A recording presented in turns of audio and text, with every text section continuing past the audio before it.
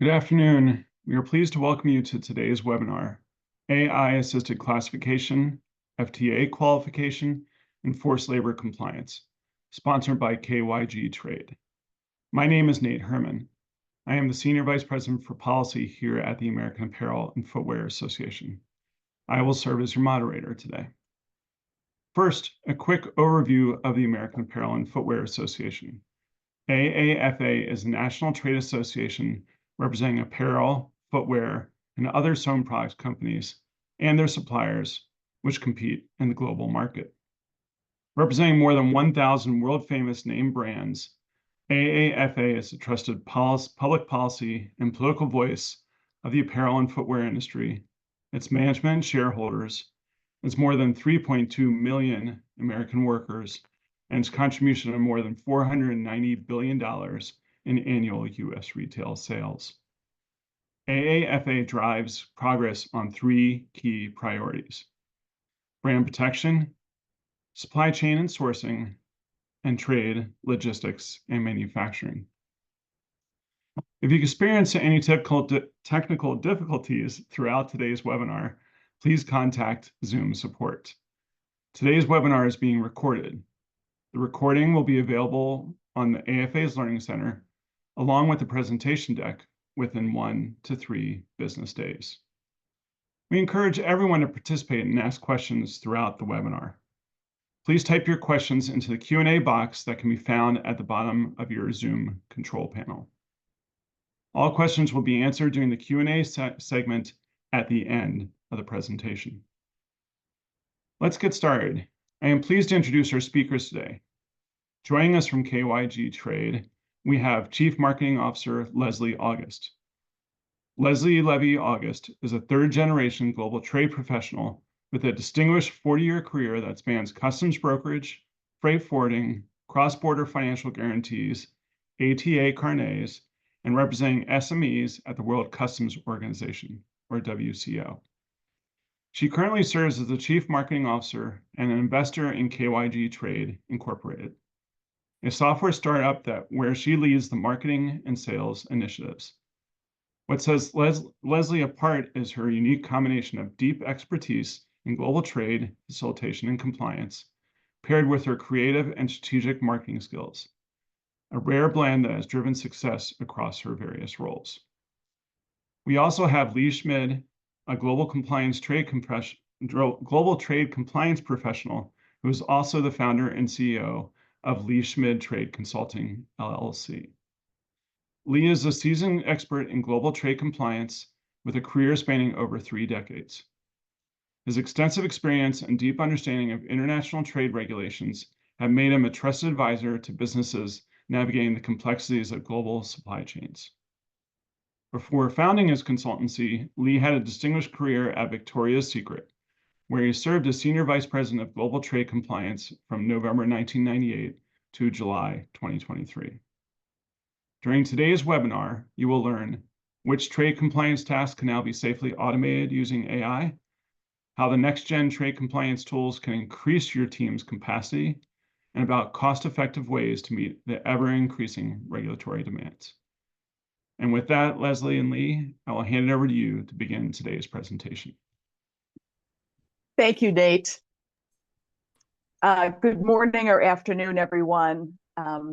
As Nate mentioned, I'm Leslie Levy August, Chief Marketing Officer of KYG Trade. And in case you don't know, KYG stands for Know Your Goods.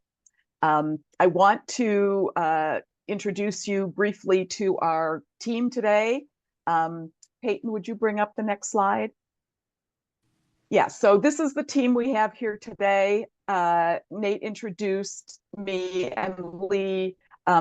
Marin, Sabrina, and Peyton are also going to assist us in showing you some of the AI-assisted tools that are available. So AI-assisted compliance software, this specific AI-assisted compliance software is purpose-built for you as a trade compliance professional. And the foundation of what we will present here today comes from our co-founders, Todd Smith and Aaron Ansell. Some of you may know them. Todd is a licensed customs broker, a former partner and partner in the trade and customs practices at KPMG and EY. And Aaron Ansell is a trade lawyer, formerly with Amazon, Old Republic Bank, and KPMG, and he currently serves as our Chief AI Officer. So some of that kind of informs why we say that our software is purpose-built for you as a trade compliance professional. And they're going to show you what we like to refer to as some AI magic, including today's topics: AI ushering in the next generation of GTM, AI tools currently available to streamline tasks, the affordability, which we're not going to go into in any detail, but there is a slide there about it, and a little discussion on AI and reasonable care. So we need to understand a little bit more about what it means to say AI is ushering in the next generation of global trade management. And we're going to talk in that context about generative AI, which I'm sure you've all been hearing about, and generative AI for trade compliance, and how it's now possible to integrate a foundational model of generative AI like ChatGPT 4.0 or many of the others that are out there to help us with compliance tasks. And if the content and the information that's being used to generate AI responses is focused on trade compliance, and that's what we have in our Trade Korpus, which you see there on the slide, this can really help us to reduce AI type hallucinations, which Peyton, jump to the next slide. So what's a hallucination? So Peyton, let's jump to that slide now. We talk to many prospective clients who say, you know, why not just use ChatGPT or one of these other generative AI tools? And so we're showing you this slide as an example of why you don't want to use ChatGPT or any of these other models and start relying on the fact that it sounds like you're getting solid information. So this is a prompt for what is the HS code for women's joggers. And if you read this off the bat, it's extremely confident in the response. It says it's the correct code. It specifically covers.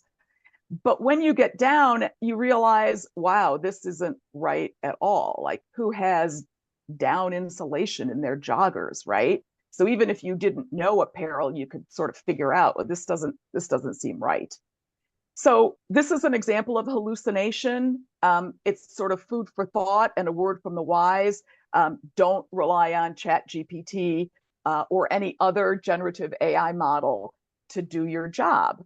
And that's where the idea of this contained trade corpus comes from. Let's jump to the next slide and talk a little bit about the current state. And this is just an example we're throwing out, and you're going to see a number of examples through the webinar. But for example, today, if your container is detained at the port for forced labor, you have 30 days to respond to a detention notice. And today, with the tools that we have, unless you're really on top of things and you've been gathering that information to support a response to rebut the presumption, you're going to have 30 days to pull that all together.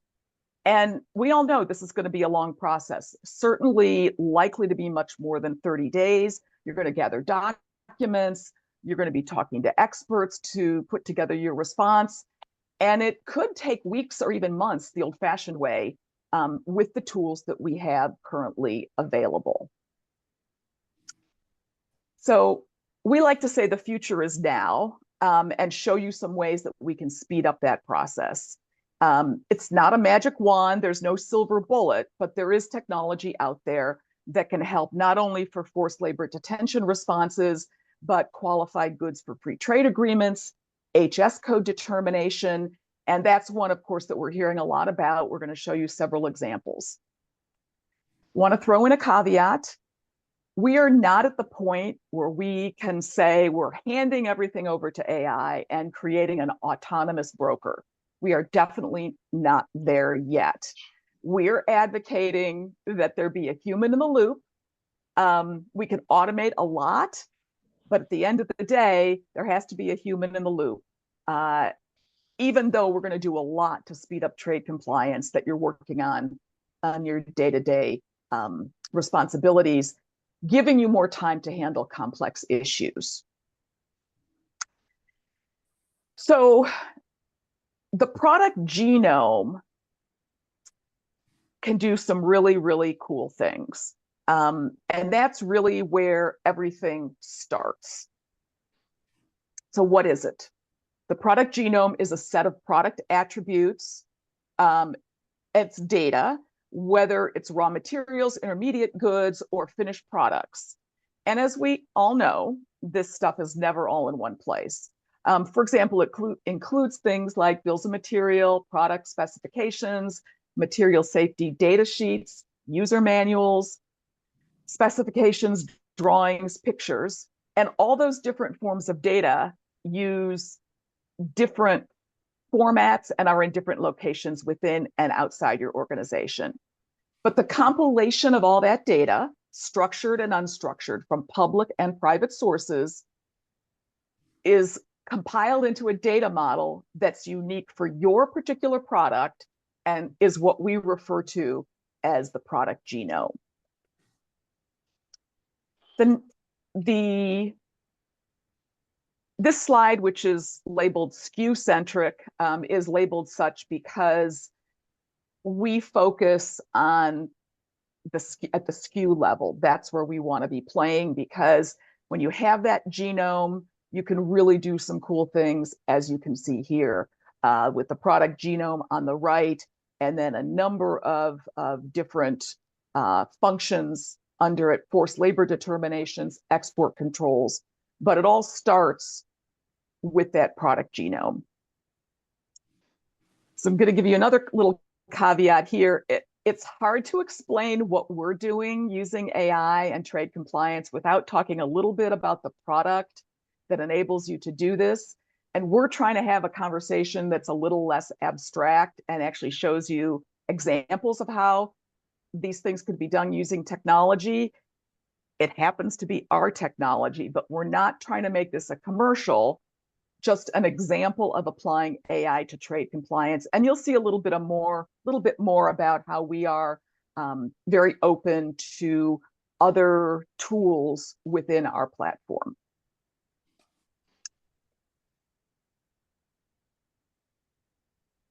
So once again, if you have that, you can go back to the prior slide, Peyton. Yeah.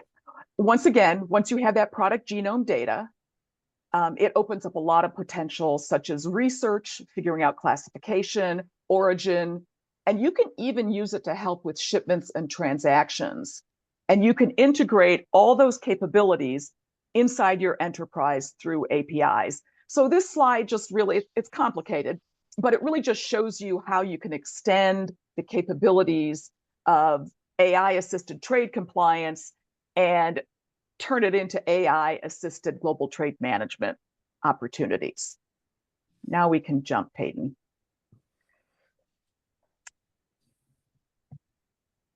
The approach that we're advocating, and I alluded to it a moment ago, is one that doesn't rely on any one tool or product. Our approach is to orchestrate the process.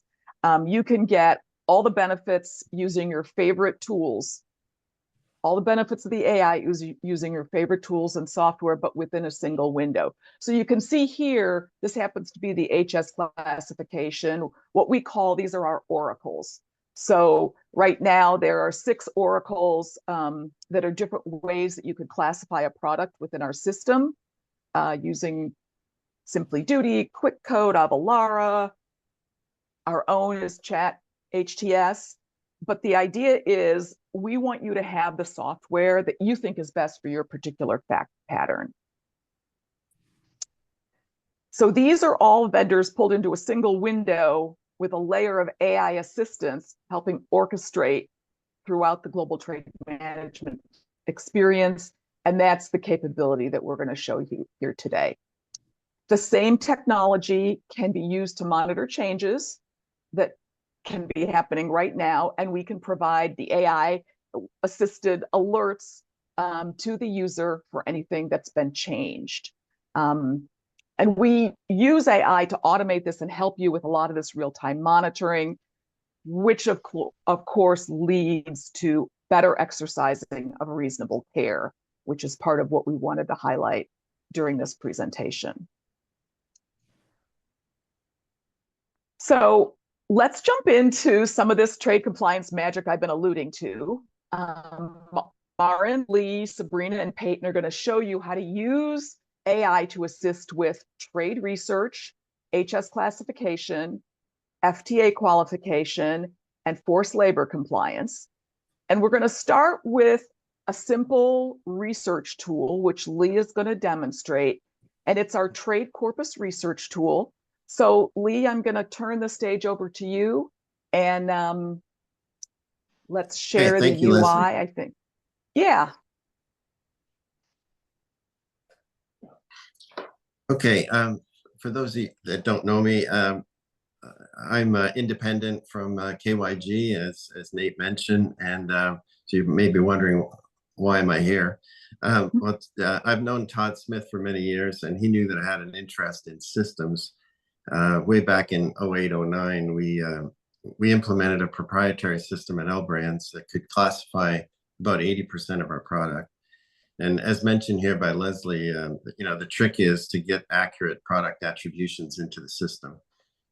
So today, there's some very interesting ways to do that you'll see later on today. But what I'm going to do, and what Todd has asked me to do over the years, is sort of kick the tires on the product and try to stump it. And I'm happy to say that I haven't been successful. I've given it some very complex classification problems, and it has always come up with the right answer. So I'm very impressed. So let's walk through a simple example in the for the time that we have. We're going to talk about a woman's sweater, and we're just talking about how we can go about classifying that. So Trade Korpus is a database of the rulings, regulations, and so on. So we're going to start by just putting in a very simple description here: women's sweater constructed of 100% cashmere, double knit fabric. So we enter that in, and it's going to go out and search for rulings that may be relevant to this particular product. And you can see how quickly it can come up with a whole list of rulings. And then now the interesting thing about this search, you may be saying to yourself, well, I can do the same thing in cross. But this is not a keyword search. This is actually a semantic search. So this understands synonyms. So for example, if you're looking for a ruling on cat food, but you like to alliteration, you could say feline feed, and it would still find you all the rulings, even if those two words are not in the ruling. It'll come up with all the cat food rulings. So it's a much more robust search engine. Now, the next thing we have to do, once you have the list of rulings, you could open them up and have a look at and read them yourself if you're interested, and make sure that this is the ruling that it may be pertinent to your particular product. So in the old days, that's what we would spend days doing, reading all the rulings, making notes, and cross-checking, etc. But with this product, you can just select the rulings that you think are relevant and put them on a bookshelf. So the bookshelf is where the AI is going to learn all about these rulings. So Maren has selected some rulings. He's placed them on the bookshelf. And this is how you avoid those hallucinations. The AI is using those particular rulings that you selected and put on the bookshelf, and it's learning from them. So in the background right now, it's learning and memorizing everything there is to know in all those rulings, which would have taken probably days for you to do it manually. So now we can start a chat with the AI, which they've named K. And this is where the magic happens. You just chat like you're chatting with a friend with plain English, and you'll come up with the with some interesting things. So here, the first thing we said was summarize some rulings and highlight the differences. And you can see that Kay just took a few seconds to give us some of the information from each of the rulings and to highlight what's different about the rulings. So the next thing we want to do is just get into some more questions, like tell us the specific information we need to classify a woman's sweater made out of 100% cashmere. And we asked it in a bulleted list, so she should, there we go. So we come up with a list of the things that we need: fiber content, construction details, etc. And then, and you'll notice here, it says that we need a stitch count. So this is where the human comes in. You have to get out remember your little magnifying glass with the ruler built in? You'll have to get that out and take a look at the fabric and do some counting. So if we put in, what's the classification of a woman's 100% cashmere sweater with a stitch count of 6 stitches per 2 centimeters? And we'll see what Kay comes up with. And here's your answer. So it's that quick. And then you can go and double check. You can do whatever kind of due diligence you like, but I'm pretty sure you're going to come back and say, yep, they got it right. So it only took a few minutes to do what used to take hours. And it's been very impressive the way it can come up with that with all different types of goods. Now, this is a classification example that we used. You could do the same thing if you had an origin situation, or because, as you know, the rulings and regulation database that it's tapping into has rulings on valuation, origin, etc. So it's very flexible. So with that, I'm going to turn it over to Marin, and he is going to get into some of the more detailed about how the system works. All right, so I'll jump into the other side of our research tool, which is for more advanced product research. So you can see here that instead of just putting in a single term, you could put in a set of product attributes to give a little bit more detail about what you're looking for a specific product. In addition, we have these different prompts that allow you to do more targeted chats for a specific outcome. So, one way is typing in this stuff if you know it, or looking it up off the system. But we've developed some cool tools where you could use a web extension, which I can turn on here. And this web extension allows you just to select text off a product page and then do different actions. So in this case, we'll send the highlight to chat KYG, but you can do a bunch of different stuff using this data. And this is AI looking at this page, examining all the elements of the page in the code and understanding really what product is on the page. So if I send this highlight to chat KYG, it fills in my product attributes for me. From the page, it generates an item description of that product and lets me jump right into doing the research. So when I jump in, product facts is our first chat, and that kind of just restates its understanding of the product based on the details you've put in. We can move to the next one, which is chat trade. So chat trade does pretty much what we just saw in Trade Korpus, but it does some of the steps for you. So it's done a search with all those attributes of the product. It's selected 10 rulings for me, and I can just jump straight to chat. So we'll go through a similar process here. I can ask it to summarize the rulings and analyze their key differences. Again, gives me a nice breakdown of what's in all those rulings, referencing them in sources without me having to read them all individually. Next, I'll hit this next prompt, which is, again, specifying the information I need to know about the product based on these rulings. And again, we see a similar list here, including that specific stitch count that's needed. And you'll notice this time I didn't ask for a bulleted list, so it just gave me it in paragraph form. And then lastly, I can ask, what is the HS code again? And it'll give me that same HS code based on the stitch count that was available on the website right here. So pulled all that information in for me, analyzed it very quickly and easily. And now our last chat here, summary, is pretty interesting. So summary takes all of the conversations I just had, all the rulings I just looked at, and generates a summary analysis of all that based on my desired output format. So within the trade prompt itself, you could prompt the AI to generate a summary in this specific format that my company uses or that I like to use, etc. So here you can see it gives you a nice introduction of what you were doing in this research session, the product facts that you know. So it's a woman cashmere sweater. Here's a description that we got. Item number provides you a link to the URL that you used. Gives you the HS classification that you found and the reasoning for it. Here's the rationale. The rulings that you highlighted that looked at, the similar rulings of sweaters with some variation, and then gives you a final conclusion. So this is a nice way to kind of tailor everything in your research session, get it together for whatever your final output might be.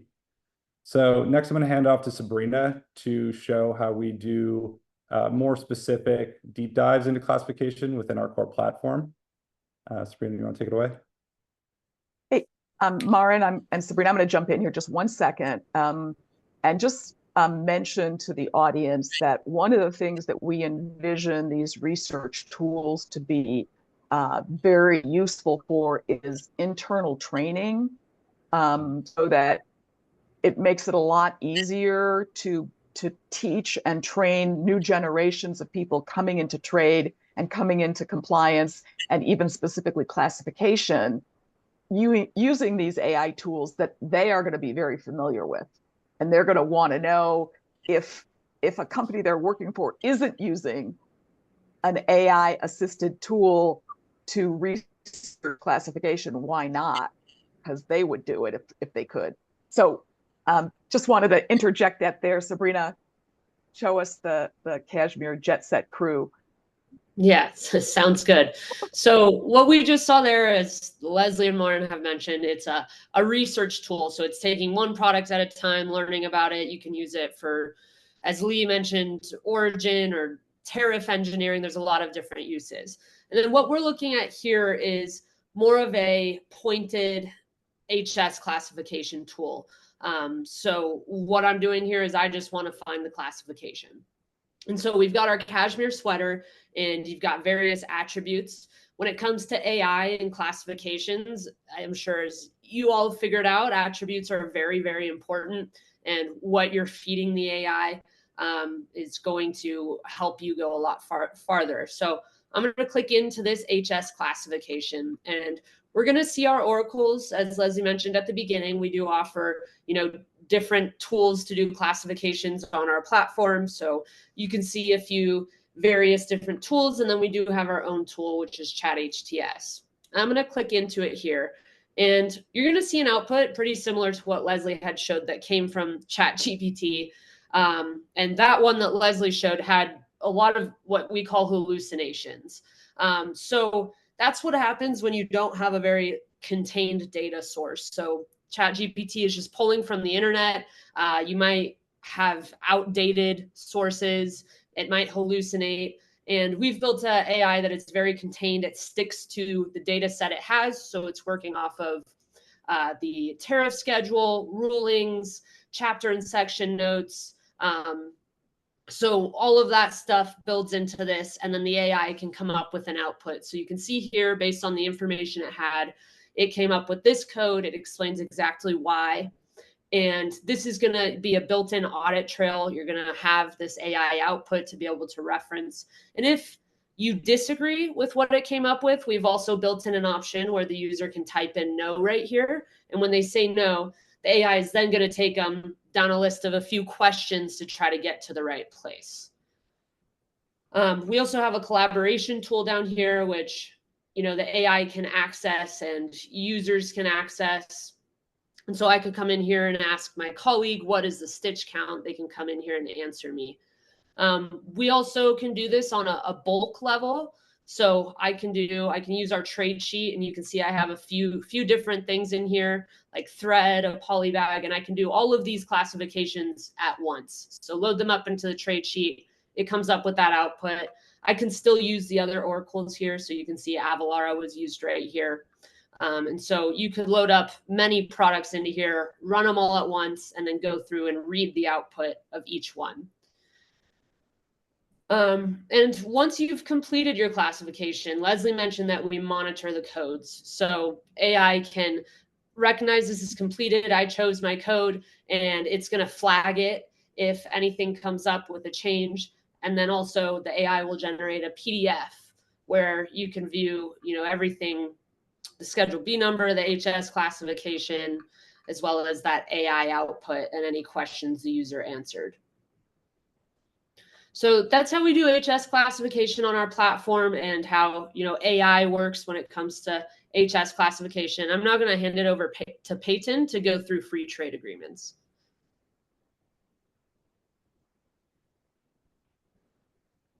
Thank you, Sabrina. Can everyone see my screen here? All right, so to qualify goods under free trade agreements using the platform, we apply AI in a couple of different ways. So to start the qualification process, you'll need a bill of materials. And if you don't have that, we have this Ask Supplier button, where once you click that, an email will be auto-generated from our AI requesting the bill of materials from your supplier. And once you receive that information, you can go back into the platform and into that collaboration tool that Sabrina showed earlier. You can view the bill of materials and any other files sent. Our platform can actually ingest the data from those files and format it in our UI, where all that high quality information like the supplier name, price per unit, and country of origin is in the system and can be used by our AI to then make an analysis on the free trade agreement qualification. So if we look at that analysis, our AI first looked at the product, and in this case, we were trying to qualify this good for the Jordan Free Trade Agreement. And Kay determined that the qualification is determined on regional value content, which must be higher than 35. Kay determined that it was 71%. And so our good does qualify for this free trade agreement. Kay can also identify whether there's anything missing. So in this question history, we can see that Kay requested a purchase order or a shipping document. If I didn't have any of these when I was asked this question, similar to what we saw earlier with the Ask Supplier, I can be prompted to select that, and an email would be auto-generated as well. So we can retrieve documents in order to properly qualify the good under any free trade agreement globally. Now I will be passing it on to Maren, who will show our forced labor compliance capabilities. All right. So when it comes to forced labor, you might have like a doc package, like you might have what Peyton just showed for FTA, where you have a bill of materials that lists your suppliers. You might have a set of other documents like invoices, cargo receipts, purchase orders, etc., about a product, in this case, the cashmere sweater. So if you took this and put it into our tool to analyze, Kay would look at and identify all of the counterparties or suppliers within that doc set. It would identify their roles, where they are, and then Kay could go out to a third party such as Sayari to do a forced labor analysis with those suppliers. Once Kay has all this information together, she can output it into a large report. So forced labor analysis basically of your supply chain for a product. So this is the output report here, kind of an internal analysis.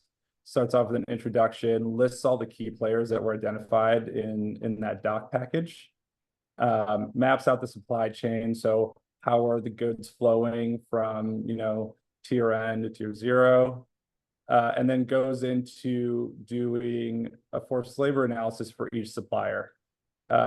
This output also gives you the type of documents you would need to do to show there's no forced labor. So it gives you kind of all the information you might need to defend, if you're accused of forced labor on a product or using forced labor on a product.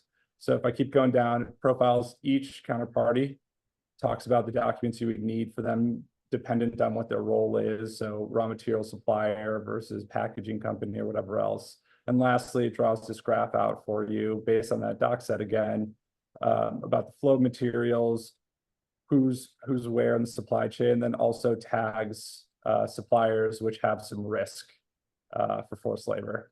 So you can see a couple of these were tagged with orange, which shows that there is supply chain risk. So this is only one format of that underlying data from your document. So it has that those documents with your suppliers, the roles, and then all the risk information coming from third-party systems such as SIARI or Measure. We could also turn that into a detention response notice. So you can imagine for like a law firm, this could be the first draft of a response to customs if they got a detention notice.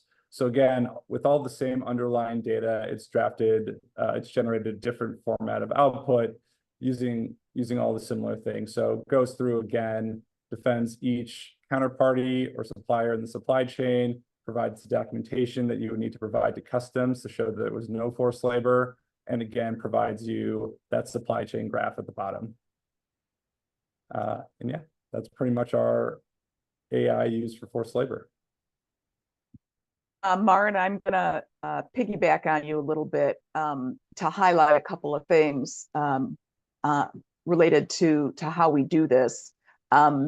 So many of you on this webinar probably have seen demos or at least heard about the supply chain mapping companies that provide that content about supplier risk.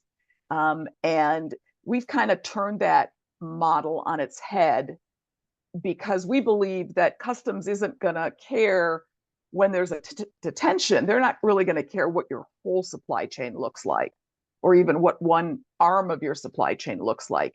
They want to know what is going on with this shipment. And so what we've done in collaboration with the supply chain mapping companies is we're going to pass you the supplier information that's related to a specific product. So that's why we say it's SKU focused, right? And we're only going to get back information related to those specific suppliers. So you're not getting a lot of that noise that occurs when you're looking at a bigger mapping project of, more aspects of your supply chain. And we think that is really where the AI is best used to work on the problem of coming up with a response to those detention notices, or understanding where in your supply chain there may be risk for a certain product group, for instance, or product category.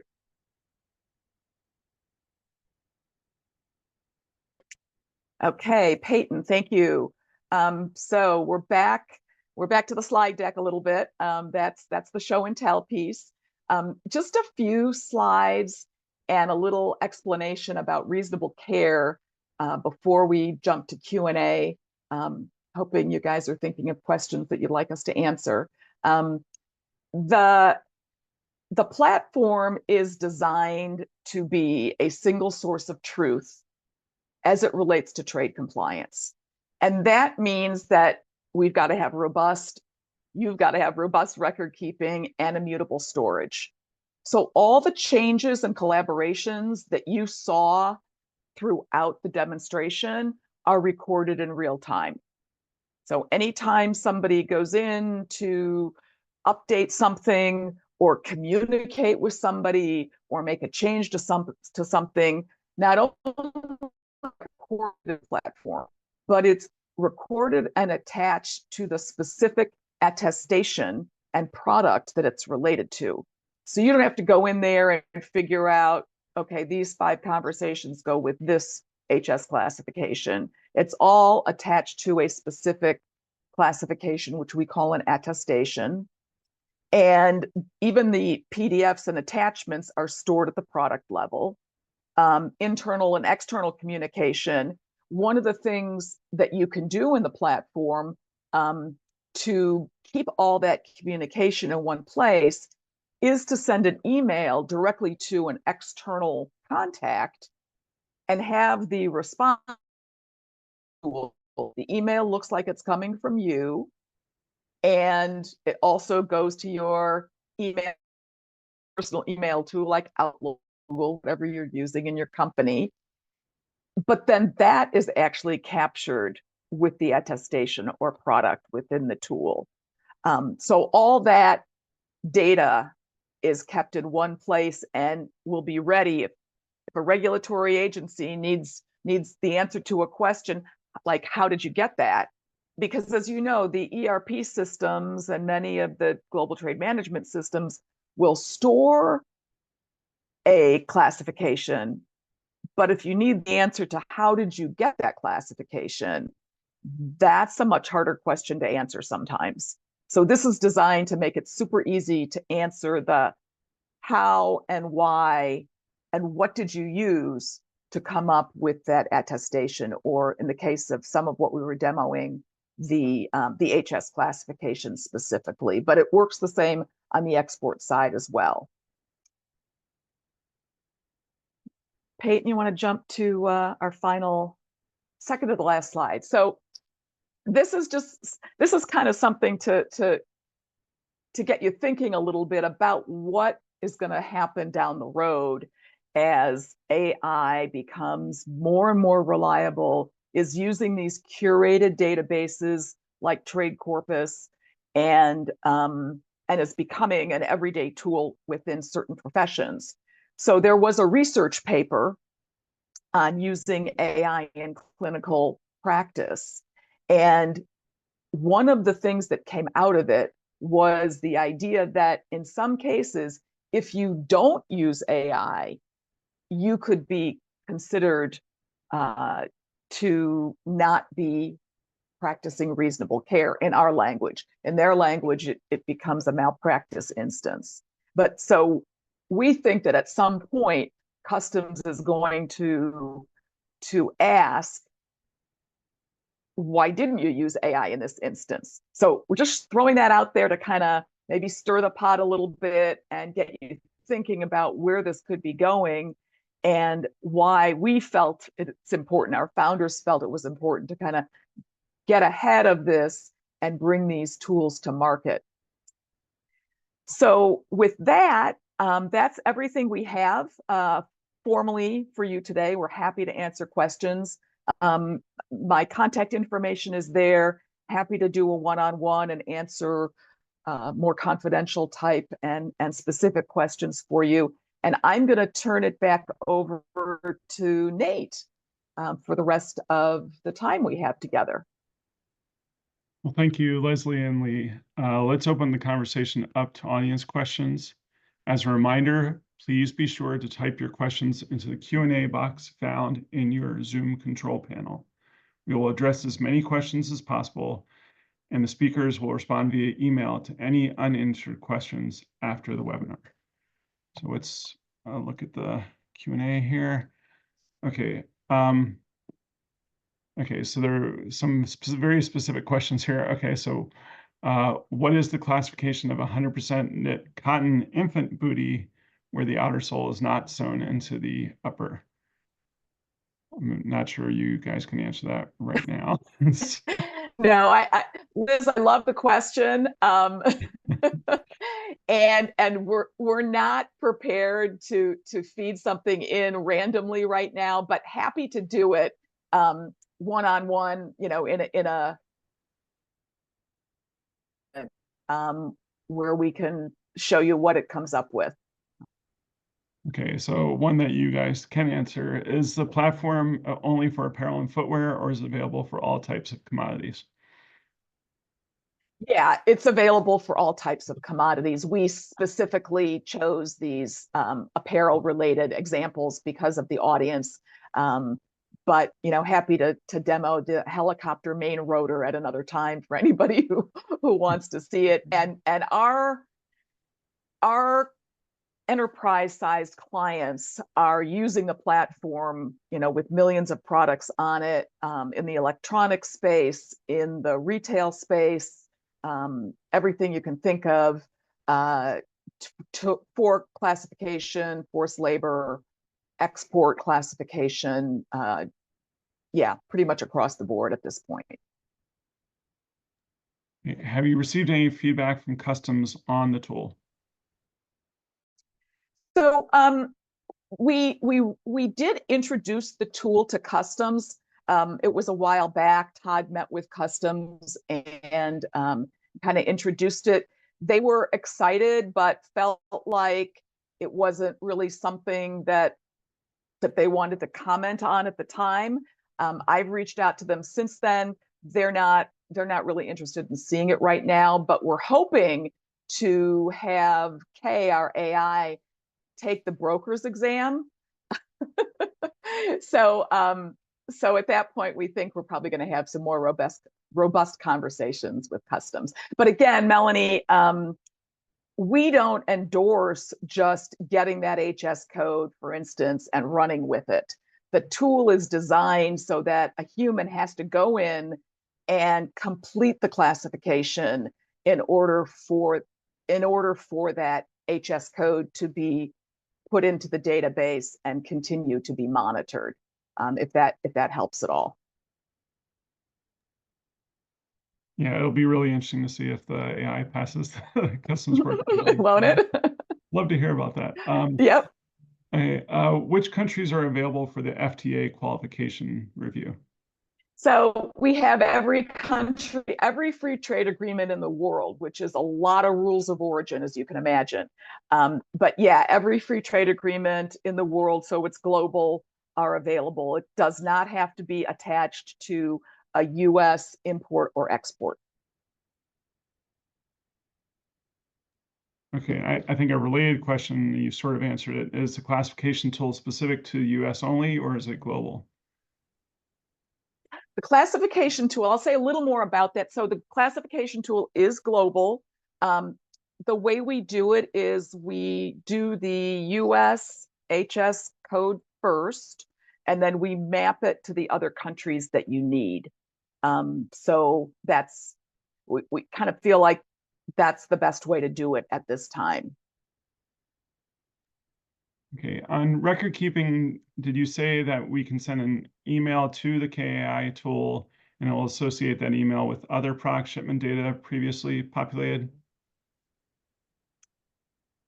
Not exactly. What I said was you can send an email from the platform asking for additional information. When the response comes back, it will be specifically associated with the attestation or product that the question was asked from. Sabrina, I see you jump on. Yeah, and just to add to that, so the AI can understand what's in the email and use that as a source for when it's doing a classification. Yeah. Hey, does the platform have the ability to perform anti-dumping or countervailing duty determinations? It's on the roadmap. It's relatively close. We have all that data and information. A lot of our content comes from Descartes, and so we have it already. We have those PGA flags, for instance. We haven't turned it on yet, but we are currently testing it and hoping to have that available by the end of the year, actually. When your AI classifies products and identifies applicable rulings, what has been the false negative and the false positive rates? We don't have that data yet. Because we don't aggregate our data, like our clients' data, in one place to do that calculation. Everyone's data stays where it is, and we don't aggregate it, so we don't have that. And we also probably don't have enough data yet to know exactly what the confidence rate is. But we have, a lot of people have asked us for confidence levels, and so we are working on we're testing those right now, and we're working on bringing them to the platform hopefully sooner rather than later. Yeah, and I think we can also say it is pretty accurate, and we've even had a few meetings where we've, showed an example or ran a product through our tool, and someone perks up and says, "That's my ruling." So it is pretty accurate with identifying rulings that relate. Hey, how do you create a product genome? So that's there's a few different ways that we can get that information. We don't need everything to be in one slick package. The best way to do it is to connect APIs to our platform into, for instance, your product lifecycle management system, your PLM, to integrate with your ERP. Really depends on what your structure is. And we would get as much internal data that way as we could. And then if there's not enough, there's also the option to go out onto the internet and to have the AI look for product catalogs, for instance, and get additional data that way. So it kind of depends on what we have, what the user has, and then how we can enhance it. Okay. How lengthy can a query be pertaining to a classification? How do you have to enter the details in a specific order or syntax for the KAI to process, or can it be relatively unstructured? Maren, jump in on that. Yeah, it could be relatively unstructured. Again, since it's generative AI, paragraph form it takes in terms of data systems, any sort of key value pair it could take. It doesn't have to be in a specific syntax, because that's just its context window, basically. So with generative AI today, there is a set context window, but that keeps expanding. That's like its memory bank. It's the working memory of an AI system. So as that grows, we'll be able to ingest more. We do a lot of clever AI magic to fit all the details it might need within that context window presently. So does the forced labor tool simply consolidate information you feed it, or does it assist in identifying potential risk of a supplier or product? So go ahead. Oh, okay. It analyzes. So we didn't tell it, and it's not explicitly written in those documents, what each supplier necessarily does, or what each counterparty does. It kind of deduced it as a human would from the document and everything that's found. So then it could take that, structures that data, and can leverage other third-party systems such as Sayari that we use in this case to do a lookup of that supplier based on that specific SKU, and get the forced labor output out of any third-party system and include that into its understanding to craft any output that the user prompts it to, basically. So it's doing some of its own research and inference, and then going out to do additional research to add to that underlying understanding of risk for each supplier. Okay, so interesting question here. The use of KAI for new employees pursuing a customs compliance career, does KAI help or hurt when they're when you're talking about a new person trying to learn the nuts and bolts? Good question. I mean, we haven't had anybody try it, or anybody in the training sphere actually experiment with it. I think that you have to know enough about what you're doing to craft the right prompt. Yeah. Go ahead, Sabrina. I think yes and no. Like, I think it can really help in the sense of, if someone's new, they're not going to know exactly what attributes are needed to classify a cashmere sweater. So having the ability to just ask the AI that and get that answer and then learn from there is really helpful. I'd say I'm someone that started with zero trade knowledge, and as a sales engineer at KYG Trade has learned so much about trade and classifications and the different chapters and all of that stuff just from the past year of working in the platform. But I do think it's, yeah, like Leslie's right, it's going to take a mix. But I don't think it's going to take away from someone learning, especially because the AI is really good at explaining itself and explaining why it came up with what it did. And then the user needs to confirm that. Yeah, I would add it honestly mirrors any usage or interaction with generative AI. If you're a kid in school and you're just looking up the answers, sure, it's not going to help you that much. But if you're looking up how to get to the answers, what you need to know to get to the answer and that kind of stuff, which, as Sabrina mentioned, you could directly ask for, or it provides its rationale and a lot of its answers, that's where it's a very helpful tool for someone new to the industry. Okay, Great so we question. only have a short time left, so I'm going to combine a couple questions here for the last question.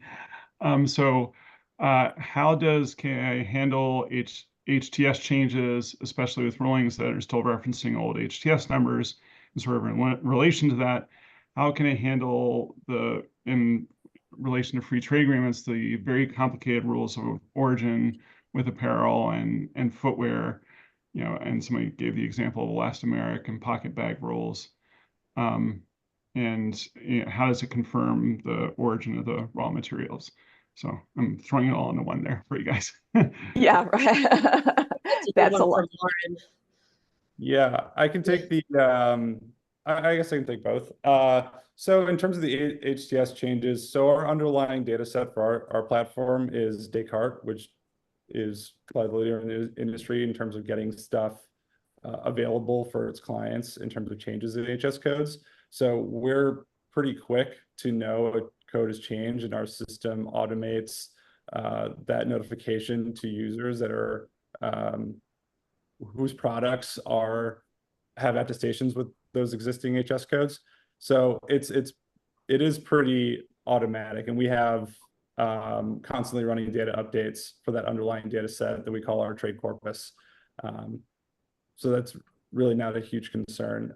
For the FTA question, it's really about the underlying data that you can give it.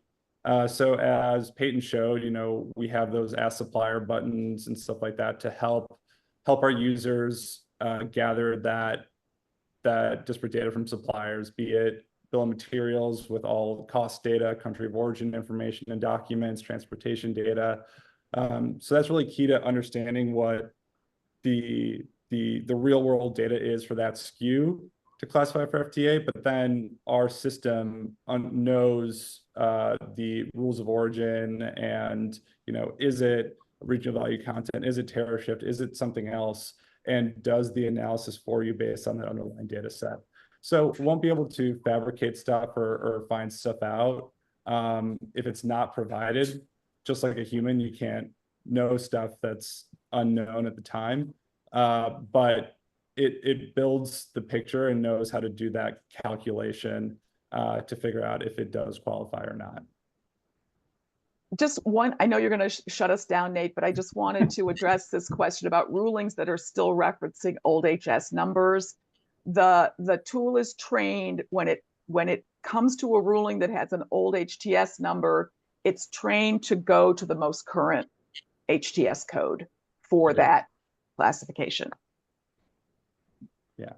Thanks. And so with that, we didn't get quite to all the questions, but as we close, I'd like to encourage all of you to register for our 2024 International Apparel and Footwear Compliance Conference in Ho Chi Minh City, Vietnam, taking place on Wednesday, December 11th.